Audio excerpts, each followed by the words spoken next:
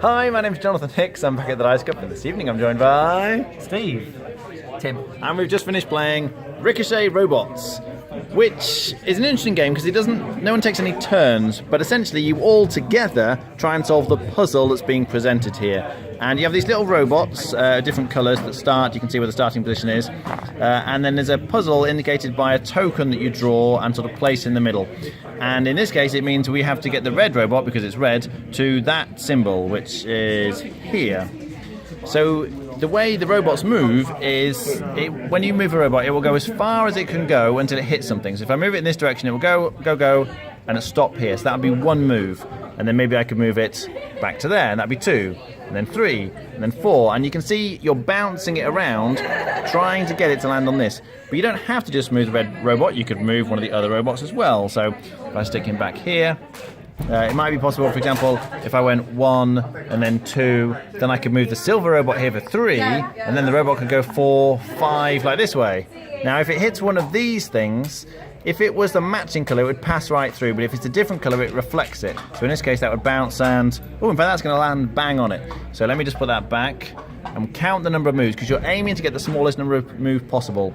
So in this case, it was 1, 2, that's 3, then it's 4, 5, 6, so that would be 6. Now, you wouldn't actually move any of the robots, you'd just be staring at it, and you'd think about all the different movements, and you say, 6, and as soon as someone calls out a number, you flip over a timer. And then everyone else has 30 seconds or whatever it is to try and come up with a smaller number if possible. So we looked at it for a bit, and Steve, I think you may have worked one out, wouldn't you? 4. 4? Okay, so Steve reckons he can get that red one to there in 4, and we all stare at it for a while and go, we can't see anything less than 4. So after a while, the time runs out, and we say, go on then, Steve, show us how you do it in 4. This is made up, by the way. 1. So 2, it bounces off the green one, yeah. 3. And when it bounces off the green one again, oh, very nice. So then Steve would win the token. This kind of moves the starting position to here. We draw a new token, you carry on. And effectively, you're just trying to get as many tokens as you can. Whoever gets the most tokens at the end is the winner. What do we think? I really like this, but this game will split opinion. There will be people who hate it, and some people don't like games and like games, but if people don't like this, generally they despise this game and they will refuse to play it. If I get to play this with other people who like the game, I have a really good time. You might not know if you like it or not necessarily. You probably have to try it once. You can't just immediately go, I don't want it. Some people don't like the time pressure, but you can play this game and you can play against people who know what they're doing, and you just get hammered. First time I played against a guy called Matt, who was very good at the game. I got hammered by Matt, but I still felt like I was kind of participating, enjoying it, and I really like it. There's so many possibilities in the game, yeah, and it's a nice little filler at the end. Okay. Tim? In your description, Jonathan, you said this game is like solving a puzzle together, but you're not. You're competitively solving a puzzle. So it's like competitive crossword completion. And if you were playing competitive crossword completion against people who are good at crosswords, you were going to be sat there trying to do the puzzle and never getting the joy of completing the puzzle. Essentially, the only interaction that you have with other people in this game is how quickly they can complete it and how low a number they can get. I think this game would be better as an app on your phone that says, ooh, you can do this in 4, and then you can sit there for as long as you want and you would get the satisfaction of solving it.